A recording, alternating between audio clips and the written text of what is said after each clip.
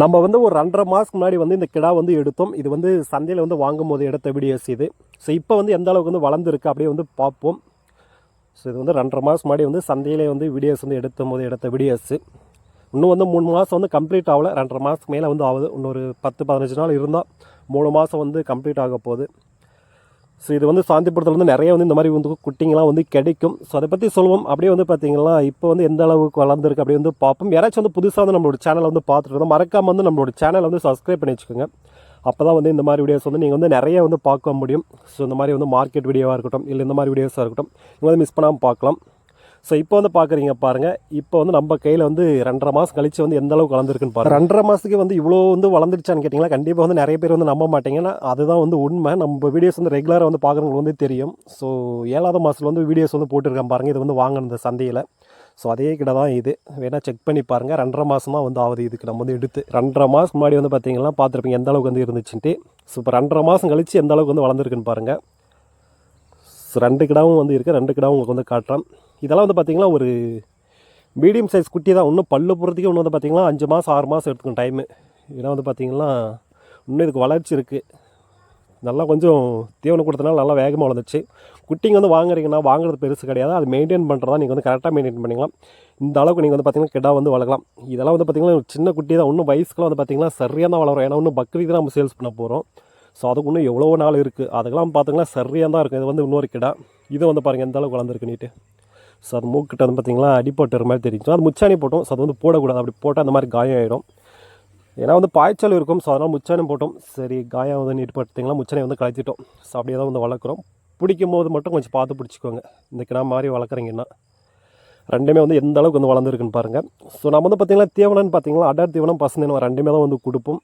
So அடர் தீவனம் நீங்கள் வந்து பார்த்திங்கன்னா காலையில் டைம் வச்சுருங்க. நாங்கள் வந்து அப்படி தான் வைக்கிறோம். காலையில் டைம் வச்சுருவோம். அதுக்கப்புறம் மதியம் போல் தான் பசுந்தீவனம் கொடுப்போம். ஸோ நைட்டும் வந்து பார்த்திங்கன்னா பசுந்தீவனம் தான். காலையில் மட்டும்தான் அடர் தீவனம். ஸோ அதுக்கப்புறம் வந்து பார்த்திங்கன்னா ஒரு சில மருந்து வந்து டானிக் வந்து கொடுப்போம். 2 கிடாவும் எந்த அளவுக்கு வந்து வளர்ந்துருக்குன்னு பாருங்கள். கரெக்டாக வந்து பார்த்திங்கன்னா 2 மாதத்துக்கு 2.5 மாதத்துக்கு மேலே வந்து ஆகுது. இதுக்கப்புறம் வந்து பார்த்திங்கன்னா இந்த குட்டி வந்து எடுத்தோம். ஸோ அதுக்கப்புறம் வந்து இது இப்போ ரீசெண்டாக எடுத்துருக்குறது. ஸோ அது வளர்ச்சி பார்த்தோம், நல்லா வளர்ந்துச்சு. ஸோ அதுக்கப்புறம் இன்னும் 2 வாங்கலான்னிட்டு இப்போ 2 குட்டி வந்து எடுத்துருக்கோம். இந்த மாதிரி வந்து குட்டிங்க வந்து எடுக்கிறீங்கன்னா நல்லா வந்து செலக்ட் பண்ணி எடுத்துக்கோங்க. ஸோ இதில் நம்ம வந்து ஒன்று தான் வாங்கிட்டு வந்தோம்.